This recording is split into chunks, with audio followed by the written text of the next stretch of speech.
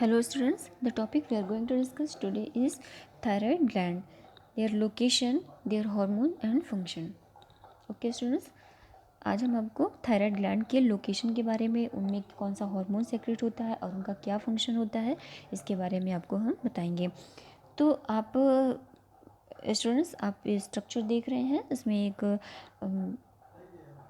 Butterfly की shape में आपको एक स्ट्रक्चर दिख रहा है जिसको हम थायराइड ग्लैंड बोलते हैं। हमारे गले में होता है।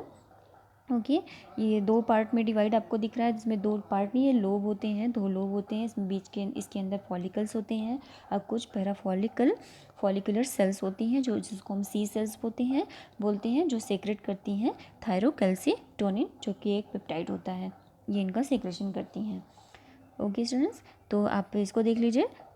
Thyroid gland is the largest gland in the body. ये हमारी बॉडी की लार्जेस्ट ग्लैंड होती है। बटरफ्लाई शेप्ड दिस ग्लैंड, इसका शेप जो होता है बटरफ्लाई शेप होता है। The thyroid gland is situated in the neck in the front of the larynx and trachea. हमारे फ्रंट का जो लैरिंग्स और ट्रैकिया का पार्ट होता है, उनमें फ्रंट में ही ये हमारी थायराइड ग्लैंड सिचुएटेड होती है। This is highly vascular gland. इसमें बहुत सारी वेसल्स होती हैं, वेस्कुलर ग्लैंड होती है। That weight about 25 gram and surrounded by a fibrous capsule. इनका वेट जो होता है 25 ग्राम का होता है और ये हमारी जो ग्लैंड होती है ये पूरे तरीके से फाइब्रस कैप्सूल के थ्रू सराउंडेड, मतलब घिरी हुई होती है। ओके स्टूडेंट्स, नेक्स्ट है consisting of 2 lobes, 1 are either side. इसमें हमारे 2 लोब होते हैं जो एक दूसरे अलग अलग साइड में होते हैं। The lobes are joint by narrow isthmus. ये दोनों एक दूसरे से जुड़े होते हैं। एक बीच में स्थमस होता है जो पतला सा, नैरो स्थमस उसको बोलते हैं। इसके थ्रू ये दोनों लोब एक दूसरे से अटैच होते हैं।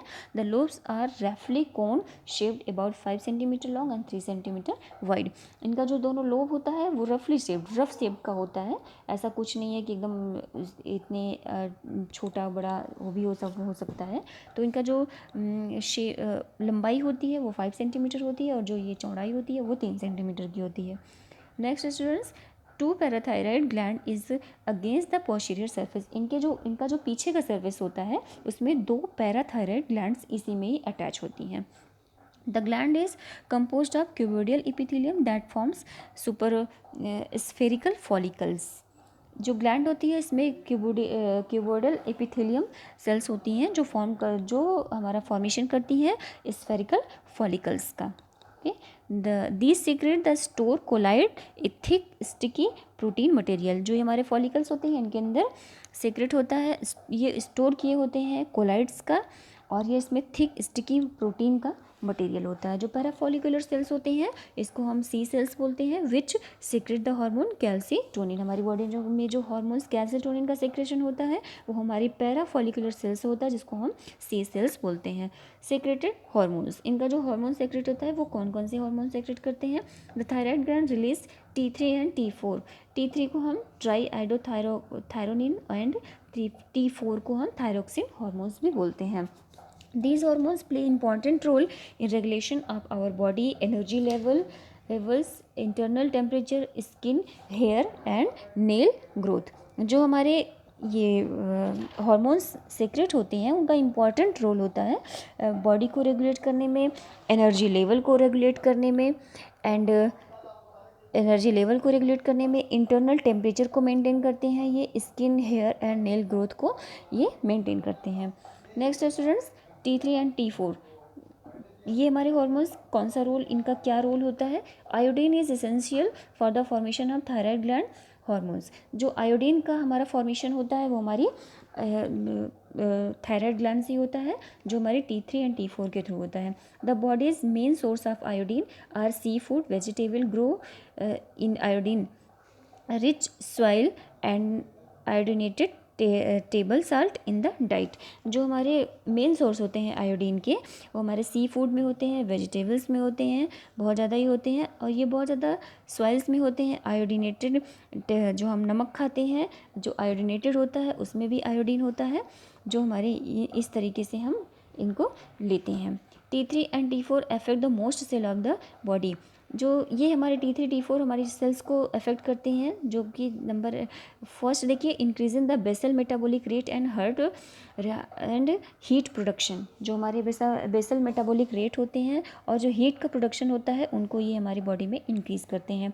Regulating metabolism of carbohydrate, protein and fats. हमारी बॉडी में जो कार्बोहाइड्रेट, प्रोटीन एंड फैट का मेटाबॉलिज्म होता है, उनको ये रेगुलेट करने का काम करते हैं T3 और T4 टाइप के हार्मोन्स। ये hormones are T3 and T4 are essential for normal growth and development, specially for the skeleton and nervous system. T3 T4 जो हार्मोन्स होते हैं वो हमारे लिए ज़रूरी होते हैं नॉर्मल ग्रोथ के लिए, के डेवलपमेंट के लिए, स्पेशली हमारे स्केलेटन एंड नर्वस सिस्टम की ग्रोथ के लिए ये बहुत ही ज़्यादा इम्पॉर्टेंट होते हैं। नेक्स्ट है स्टूडेंट्स कैल्सीटोनिन। कैल्सीटोनिन मैंने आपको बताया था कि कैल्सीटोनिन का सेक्रेशन कहाँ से होता है हमारे, ये हमारा सेक्रेट होता है पैरा फॉलिकुलर सेल्स, जिसको हम सी सेल्स बोलते हैं। तो this hormones is secreted by the parafollicular C cells in the thyroid glands. It act on bone and the kidney to reduce the blood calcium level when it is raised.